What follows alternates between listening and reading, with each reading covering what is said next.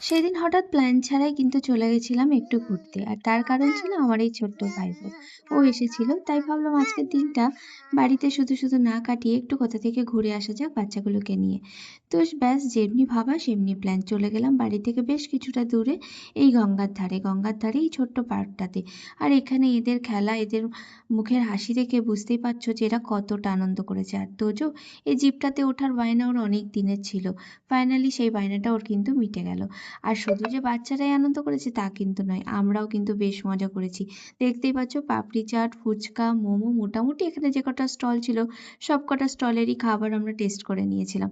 তো সুন্দর একটা বিকেল কাটানোর পরে আমরা কিন্তু মোটামুটি সন্ধে সন্ধে হলেই বাড়ি ফেরার জন্য রওনা হলাম। তো এরকম একটা সুন্দর বিকেল কাটালে কিন্তু মাঝে মধ্যে আমাদের পুরো সপ্তাহটা আবারও ফুল এনার্জিতে চলতে শুরু করে দেয়।